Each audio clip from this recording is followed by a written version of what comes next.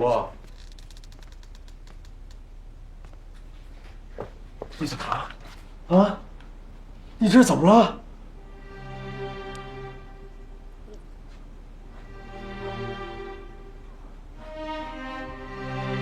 不过，怎么了？怎么了？你干嘛去了？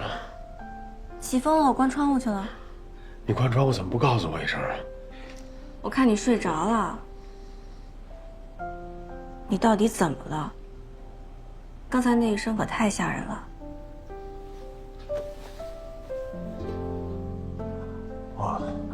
我怕你关窗户的时候掉下去。我又不是纸片做的，怎么会掉下去啊？不过你答应我，以后关窗户千万不要掉下去。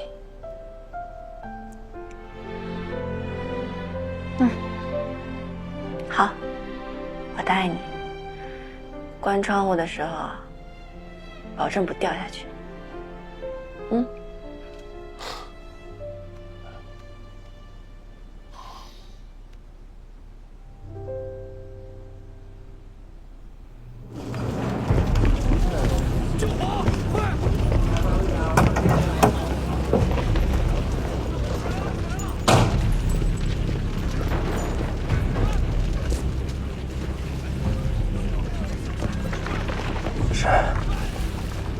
谁抢走的人？今天下午，马老板说来了几个客人，看起来像混码头的。当时我们也没太在意，所以现在看来，那伙人一定是提前踩好了点，他们直接就冲进了咱们关押人的房间，举枪就射。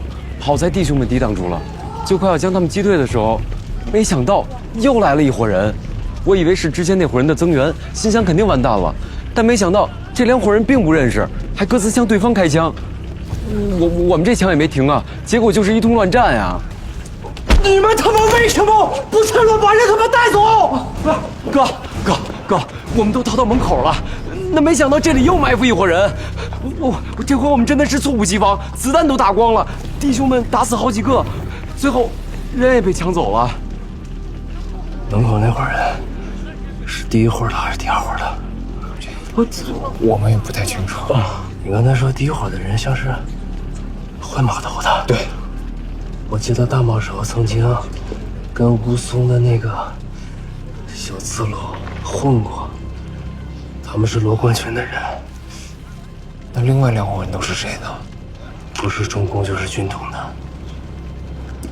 可他们到底是怎么知道咱们把人藏在这儿的呢？梅花寺，梅花寺传出的情报，我现在更加确定，梅花寺就是罗冠群的手下。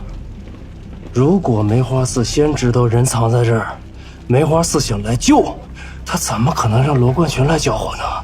所以说，先知道人藏在这儿的是罗冠群，他要来抢人，他是为了要坏我的事夺我的功。但是他万万没想到，梅花寺给他来个黄雀在后。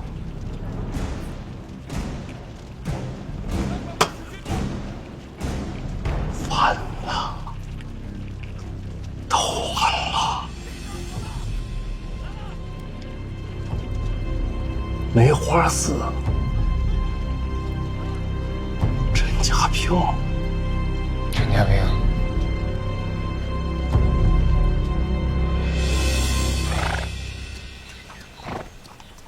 这段时间你把我的马照顾得不错。公孙长官，都是进口的马饲料。过段时间，我给您请一位驯马师。这么说，我应该谢谢你。应该的，应该的，我的职责。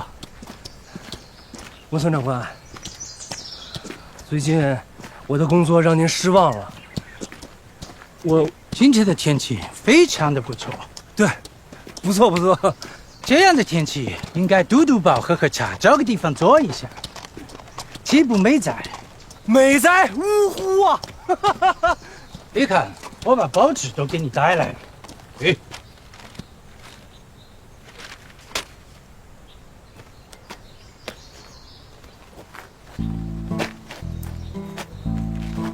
西轩，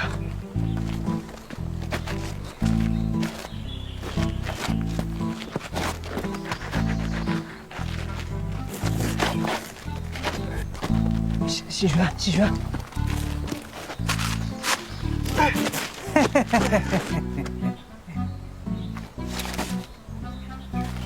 哎呀，拿到了，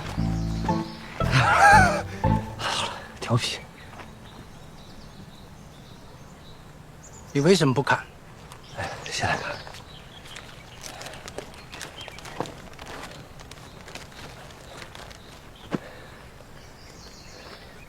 江兆国，江兆国，终日何谈？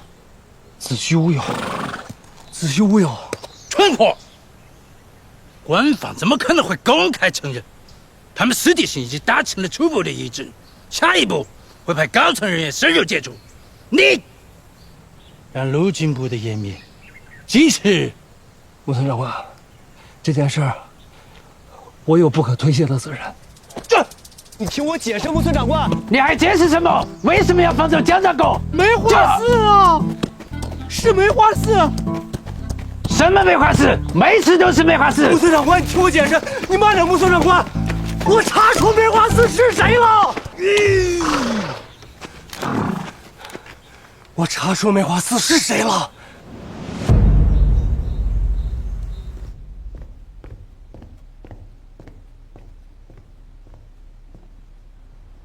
木村长官，罗经理，哼，都在呢。木村长官，不知道您叫我过来有什么事情？想听你说故事。什么故事呀？梅花寺的故事。梅花，这梅花寺不是传说中的中共卧底吗？是啊。啊。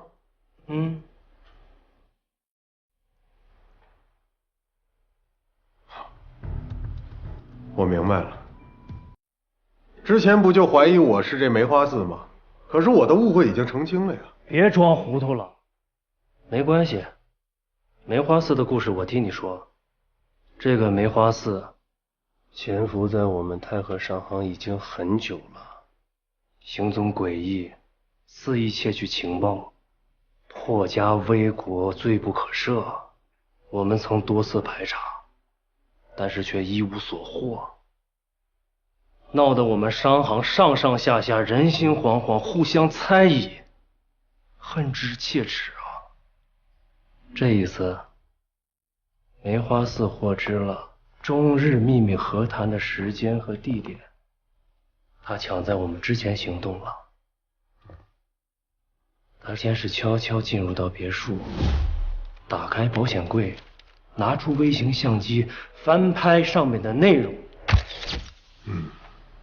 与此同时，他的同伙在他附近给他放风，发现我们的人到了，制造爆炸来提醒他，但同时也提醒了谈判代表们，让他们有所警觉，所以我们抓捕行动失败了。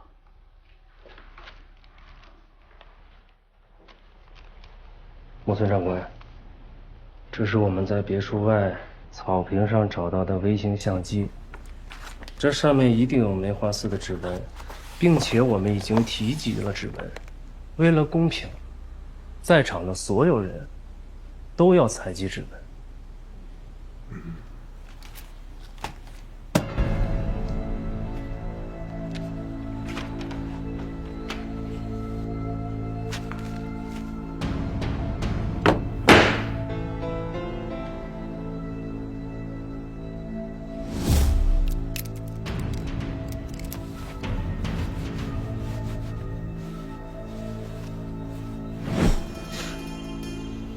赵队长，人的忍耐是有限度的。你要是再找不到梅花寺，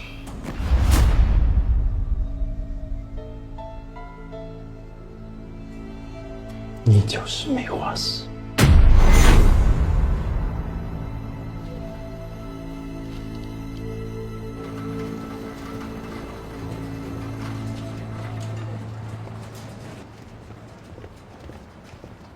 你就在这儿等着，我没叫你，你哪儿也不能去，要不然你1分钱得不到。明白，明白。来，田静，帮我个忙，帮我看着这小子，看好。多谢。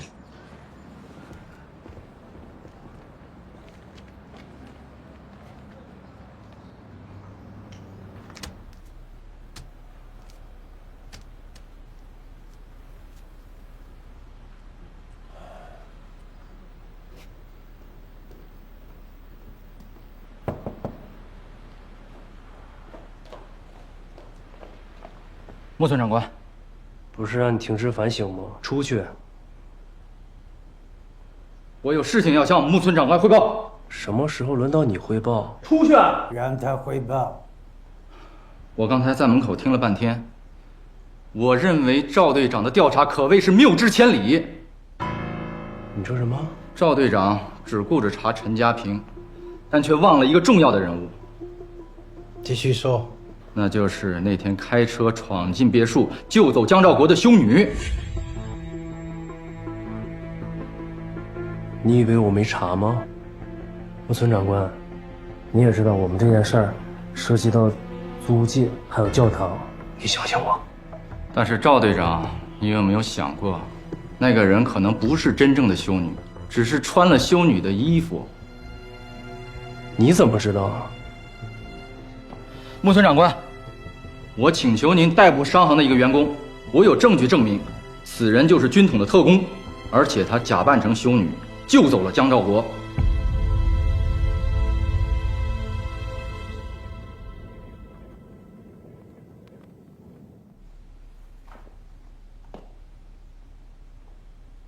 还嫌自己手伤的不够重吗？离我太太远一点。其实行动那天，我也去了亚尔佩路72号，并且在那儿看见了一副熟悉的面孔。刚才仔细确认之后，我更加坚信了，此人正是陈太太，左双桃。我那天刚好去我姨父家，那路过百货公司，不正常吗？去姨父家路过百货公司，当然正常了。但是你假扮修女，就是你的错。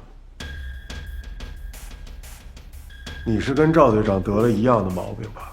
你有什么证据说左双桃假扮修女的？我还看见有一名修女经过，陈太太还跟她聊了几句。他跟我说附近爆炸了，让我注意安全。怎么了？这就是你的证据吗？木村长官，我想阐述一下我推断出的那天的真实情形。这次行动，赵队长以为是万无一失，但其实已经被一名潜伏的军统特工掌握了情报。这名军统特工先是借着永隆百货的有利地形，观察谈判地点周围的情况。当他发现赵队长等人向别墅靠近，他便立即炸了轿车，来向江兆国等人发出警报。可是江兆国等人还是没能来得及撤离，他们还是被包围。但是这名军统特工借了路过这里修女的衣服，伪装完成后，便驾车强行闯入别墅，救走了江兆国。所以，你怀疑军统特工就是陈太太？正是。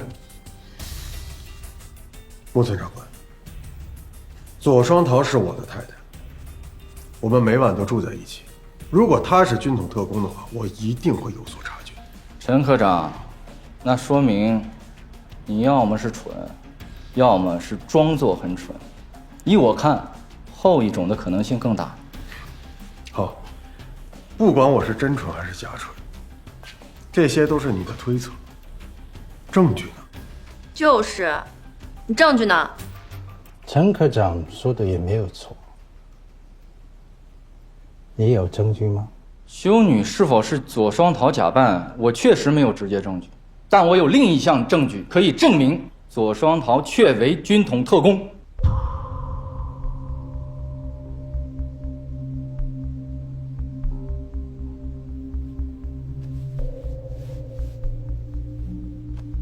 好，你说我听。山下大佐在火车站遇刺一案，大家都还记得吧？左双桃曾经说他是在武汉上的火车，但其实他撒谎了，他是在南京同山下大佐一同上的火车。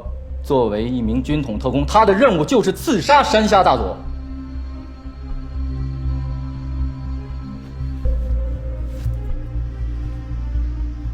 陈太太，这个香囊是你的吗？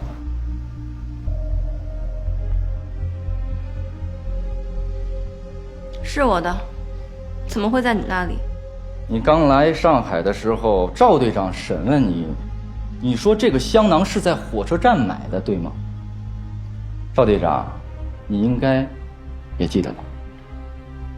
是的，我记得。火车站买的，那按照陈太太之前所说，这个香囊应该是在武汉火车站买，但这种云锦工艺的香囊，在武汉火车站是买不到的，但是在南京浦口站却有的卖。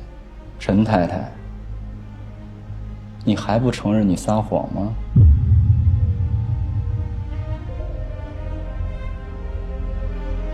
之后，山下大佐在婚礼上再度遇刺，赵队长也多次提起，陈太太当时的行为十分可疑。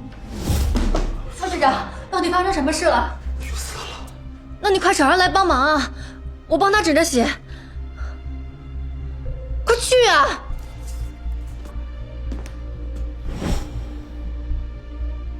那么现在一切都很清楚明白了，陈太太与刺客阿坤本就是一伙的，火车站遇刺不成，你不惜以你自己的婚礼来设局，再度行刺。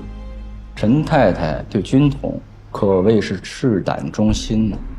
风七啊，风七，你真是立功心切呀！可这些还是你的推测呀？你有什么直接的证据表明左双桃就是从南京上的车呢？在南京浦口站售卖香囊的小贩，我已经找到了，并且把他带到了上海。他可以当面指认陈太太。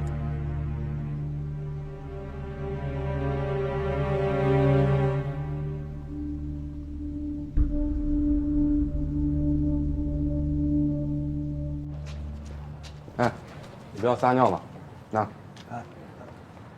快点呀！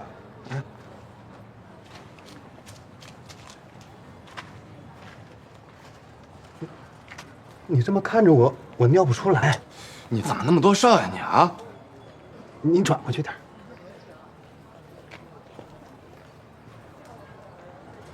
再转过去点。别耍花样啊！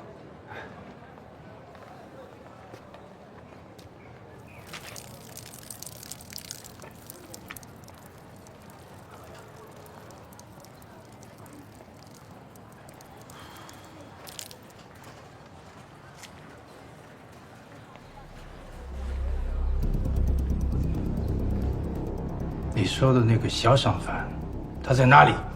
他就在外面。怎么回事？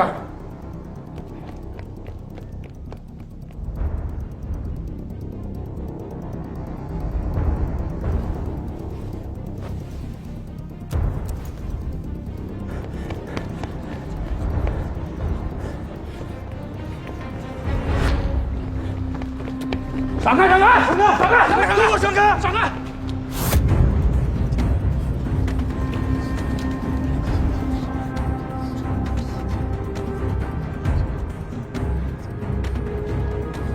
在跟他在一起的人呢？往那边跑了。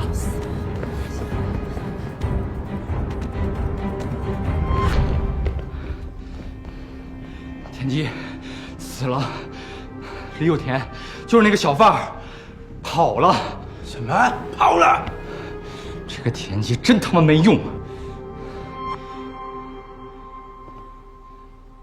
木村长官，我觉得这件事情有些奇怪。一个小贩怎么有本事抢了田鸡的枪，并且打死他？就算有这个本事，他的目的是什么呢？你什么意思？木村长官，其实我非常同意赵队长还有冯七的观点。我们这里面一定有潜伏者泄露了信息，不然谈判代表怎么会被救走呢？可是这个潜伏者又是谁呢？赵队长说是我，那绝对不可能。我的误会早就已经解释清楚了，可是风七又怀疑是我太太，那更是无中生有。不过，木村长官，我这里有一个重要的线索，想向您汇报。你说。一直想把这个线索给您呈上，但是没来得及。您看，这是江兆国离开上海之后所拍摄的照片。我注意到一个细节，江兆国的右臂上受伤了。抓捕当天，他的右臂确实受伤了，说明不了什么问题。赵队长，受伤不是关键，重点在于他包扎的手法。一般大家都会选择转折式的包扎方法，而这上面的包扎方法呈八字螺旋形。这八字螺旋包扎法，好像在哪儿听过，但是今天正好见到，对吧，赵队长？我会八字螺旋包扎法。我前女友小芳之前在日本留学的时候，她学过护理，她教过我。我想起来了，风七啊，你不是说你女朋友教过你八字螺旋包扎法吗？我是说过。那对了，木村长官，在中国会八字螺旋包扎法的人非常的稀少，对吧？风七，你什么意思啊？我替江兆国包扎的呗？这怎么可能？那我问你，明明案发当天你已经被停职了，为什么你还会出现在案发现场呢？我就是觉得，为了这次调查，我也付出了不少。那赵队长他们去抓人却不带我，我委屈。我就是想去现场看看。你是想搅黄行动的，对吗？我怎么可能去搅黄呢？你的确不是搅黄行动的，木村长官。冯七在被停职的时候就已经投靠了军统，炸毁汽车，警示谈判代表的就是你吧？还有那个修女，也是你的同伙吧？哦，你们救走了江兆国之后，就是你帮他包扎的右臂吧？陈家平，你他妈血口喷人！木村长官，我冯七对大日本帝国忠心耿耿，那大家都是有目共睹的呀。我怎么可能去救江兆国？我怎么可能是军统？哎，冯七，你还没回答我刚刚的问题呢。一个商贩为什么会抢了田鸡的枪还打死了他？就算他有这个本事，他的目的到底是什么呀？那个李有田他就是个小贩啊，我哪知道他怎么会有这么大本事呢？你不承认是吧？那我来替你回答。木村长官，这个李有田就是他的同伙，他来到这儿的目的就是为了陷害我太太。可是，在门外等候的这段时间，露出了破绽，被田鸡发现了，所以他抢了田鸡的枪，击毙了田鸡。作为一名军统特工来讲，这不算什么吧？曹队长，你是最了解我的，你倒是替我说说话呀。陈科长，哎，你的分析有道理啊。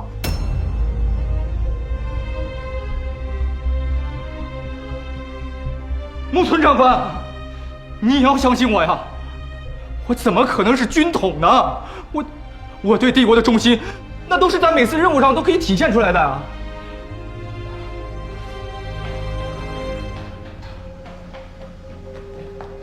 报告木村长官，我有重要的事情汇报。你说。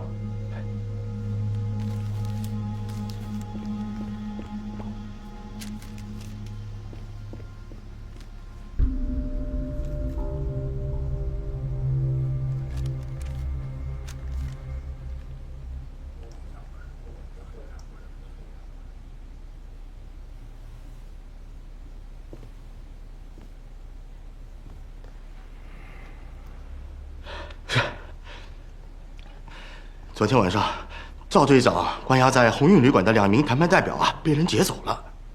罗经理就命我来暗中调查此事。功夫不负有心人啊！根据我们的调查判断，这伙人是收到了情报才行动的，但是他们疏忽了，因为他们把情报留在了现场。木村长官，您手上的这张纸条就是我们在旅馆内找到的。贾队长，哎，你看看这个字迹，你认识吗？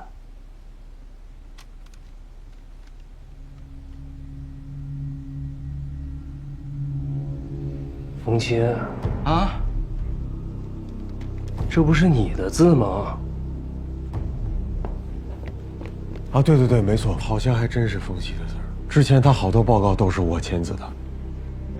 不是，原来你才是梅花四啊！不是，有人陷害我。铁证如山，还敢狡辩？这个不是我写的，不是你写的，这字迹明明就是你的，你说不是你写的？不是，这是我写的，但是是那个李有田他让我写的。他让你写的，他是你的上级吗？不是，我哪有什么上级呀？是那个李有田队长，你听我说啊，是那个李有田，他骗我写下的。他骗我写什么？他要吃馆子，红祥记的豆沙糕，福运斋的三黄鸡，对，不对，那个福运斋的豆沙糕，红祥记的三黄鸡。你嘴很馋呀，我买好了供你的坟头上。队长，我不馋。哥，你听我解释，我真的是被陷害的。谁他妈是你哥？这个字条上的字是我的，但是有人临摹了我的字。梅花四，你可把我们坑惨了！我真的不是梅花四哥。你看这个字条上，这个旅馆的馆字，他写错了，我的馆子写错了。妈的，你写错字不正常吗？你能写字就不错了。啊！哥，都别动！哎，给我闪开！冯奇，动！闪开！起来，冷静，冯奇。不对，给我靠！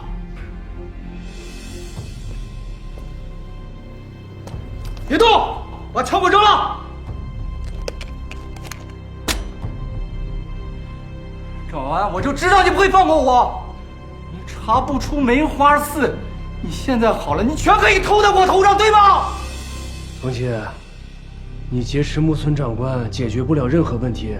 你想，如果你原来没有罪，你这么做的话，你给自己揽上了罪名；如果你原来有罪，你这么做的话，就是罪上加罪。冯奇，你冷静，你有什么话跟我说。赵安不相信你，我相信你是被冤枉的。你出去了都是宪兵队，你死路一条。你冷静，什么事儿可以谈嘛？好，让我放了木村长官也行。但我需要一个人质作为交换。谁？左双桃。我当你人质。哼，你是下一个。我现在这种情况没办法同时带2个人走，诬陷栽赃我，你们2个都有份儿吧？没关系，只要左双桃在我手上，我有100种方法让他说出真相。你们都记得。我有一个小本子，上面记着我发明的各种酷刑和拷打的办法。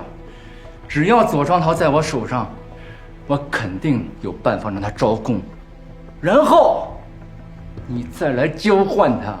冯奇，只要左双桃做你的人质，你就放了木村长官是吗？我保证。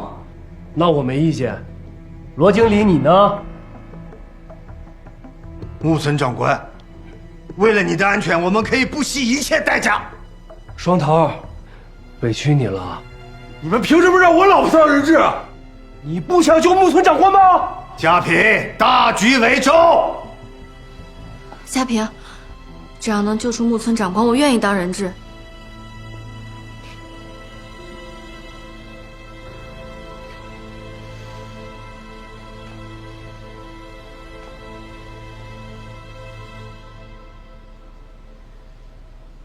别怕。好，左双桃，你先过来，我再放了木村长官。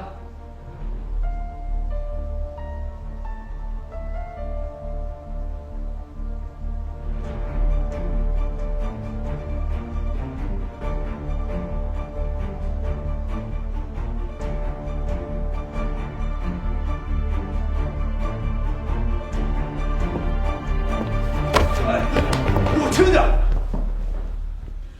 你们都给我等着！我冯契一定可以查明真相，洗清我的冤屈。哎，等等！你干什么？别想给我搞事情啊！口红，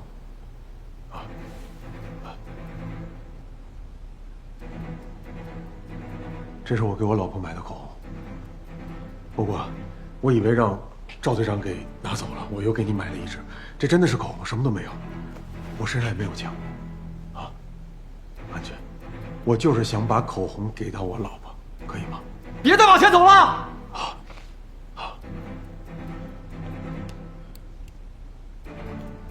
不过，结束。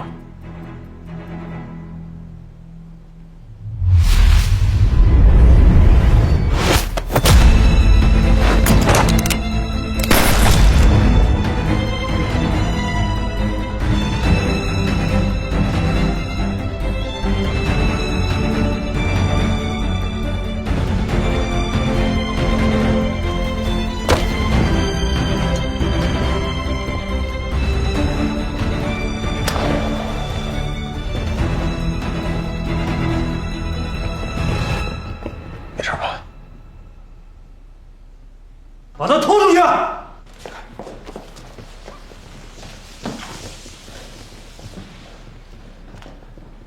穆孙长官，多谢了您的枪。你很勇敢。多亏我老婆愿意当人质，我才有机会毙了那个梅花四。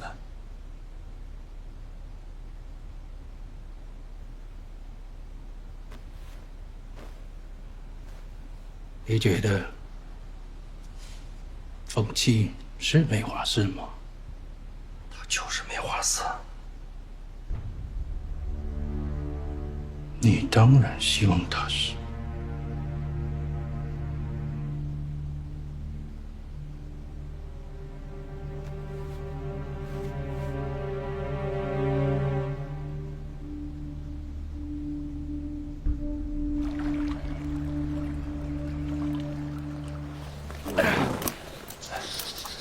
穆孙长官，我的错呀，我后悔，我当初就应该一枪给他毙了。冯契如果是梅花四，那他为什么三番五次的帮助江兆国这些人？那梅花四会不会是军统和中共的双重间谍？有可能。不过还有另外一种可能，冯契是军统的人，梅花四另有其人。穆孙长官，多给我一些时日，我一定能查出梅花四到底是谁。好，穆孙长官，谢谢您给我这次机会，我一定不会辜负您的信任。你每天就在这里，把我的马好好的养，好好的训练。我很爱武田信玄，照顾好武田信玄，是我应该做的。你每天都要把我的马喂好、洗刷好、铲粪、护体、运动，你能做到吗？穆孙长官，我问你，能做到吗？再给我一次机会，最后一次机会，穆孙长官。赵队长，冯契是你的手下，是。那支枪顶着我的脑袋是你的枪，我能留你枪命在这里养我的马，是给你最后的机会。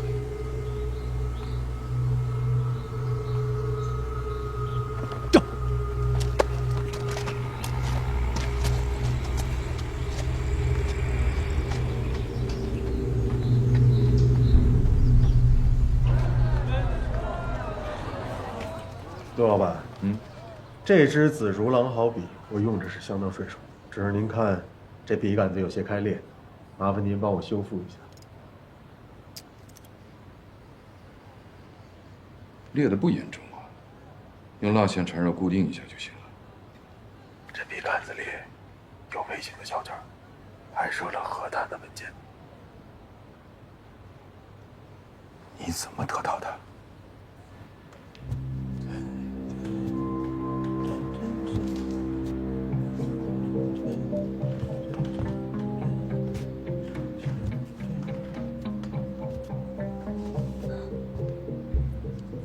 你找我来有事吗？小安完蛋了，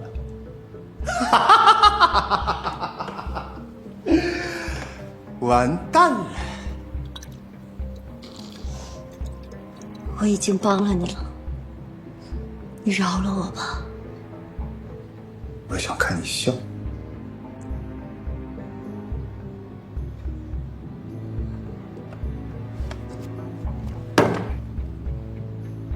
笑给我看。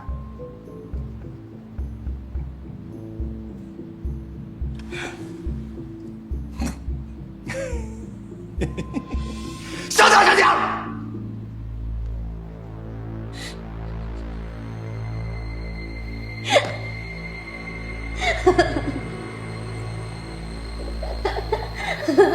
上场上场！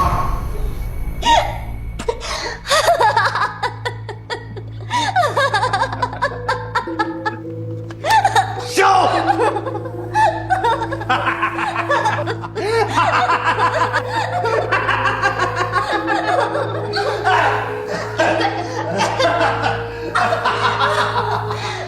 小潘队长，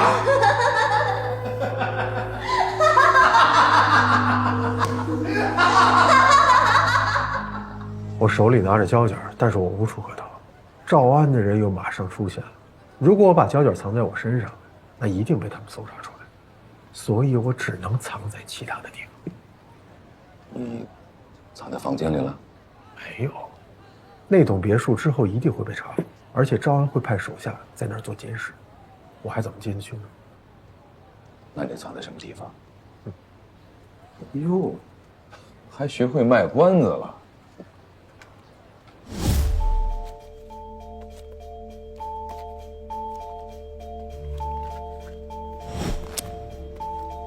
我本来以为韩露和江兆国会一同离开上海，那如果我想再拿到这戒指盒里的胶卷，又要费一番功夫。可是没成想，韩露并没有离开，给我省了不少麻烦。左双桃没有对你怀疑吗？没有。他们近期任务频繁，本来呢我还是有些担心的，但是据我所了解，是我多虑。你上次的申请组织还没有批复，如果组织不同意你继续潜伏，老陆，我想在申请里再加上一条，争取左双桃从协助我工作开始，这样既保证了我身份安全的问题，也可以助我一臂之力啊，这不是两全其美吗？组织有非常严格的纪律和制度，就算发展一个外围的工作人员，也是不容易的。我明白，但是左双桃在这次任务行动中，毫发未损的情况下救出了江兆国，又成功的把嫌疑嫁祸在了冯七的头上。他的勇敢还有才智都是超乎我想象的。老陆，他是最好的特工，他的能力也许是没有问题的，可他的思想呢？信仰呢？他愿意脱离军统组织吗？他能从内心深处否定现在的信仰吗？他了解共产主义吗？可是思想的改造还有信仰的建立，我都可以帮他一起完成。你现在身份是保密的，你怎么帮助他？我会想到办法呀。最近军统的反共行动越来越明目张胆，斗争的形式越来越复杂。就算他从思想上完成了学习和改造，谁敢保证他是不是怀着企图想打入我党内部？甄别和审查的过程是漫长而严苛的。可是老陆，我们每一次行动中哪一次不是在困难中前行啊？哦，现在说出一堆困难，然后被困难吓得畏手畏脚，这不像你啊，老陆。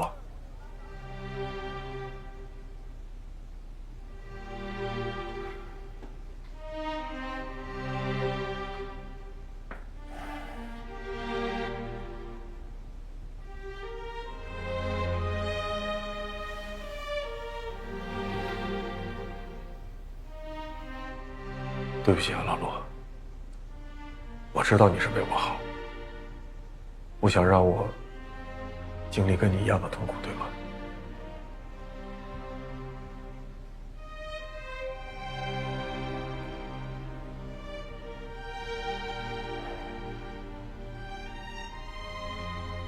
你现在已经如履薄冰了，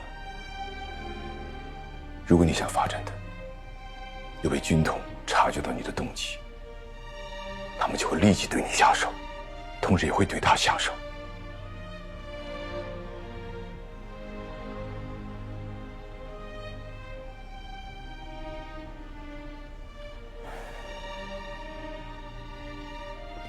当然，这只是我个人的态度。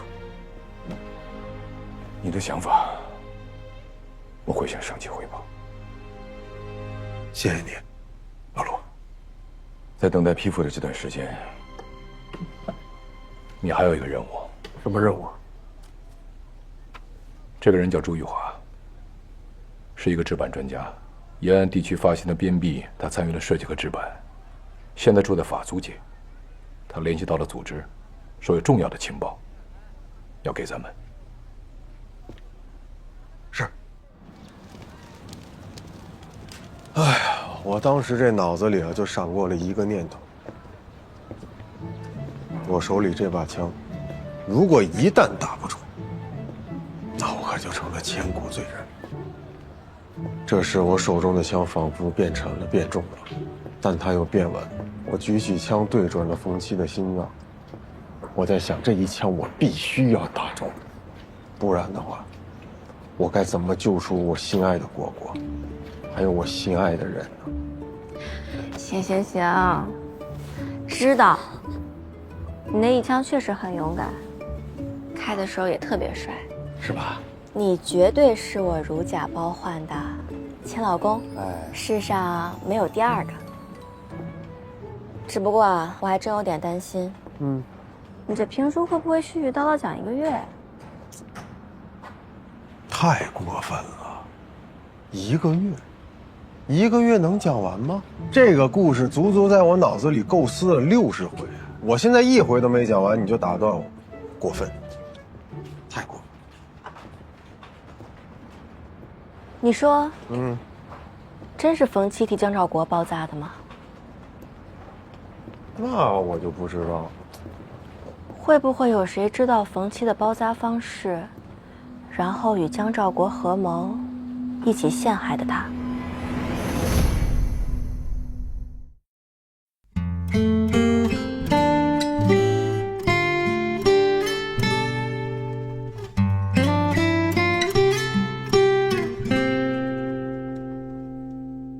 要苏醒时光轻轻坠落的曾经，深埋在回忆里的姓名，像颠簸浮名。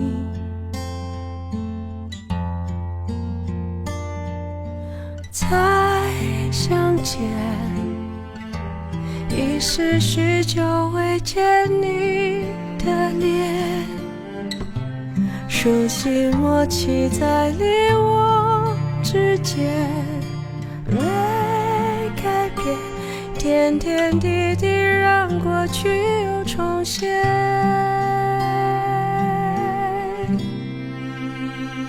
那红色的火焰，在你深邃的眼中闪现，交织在每个灰暗瞬间，千万遍，我等你在光亮的终点。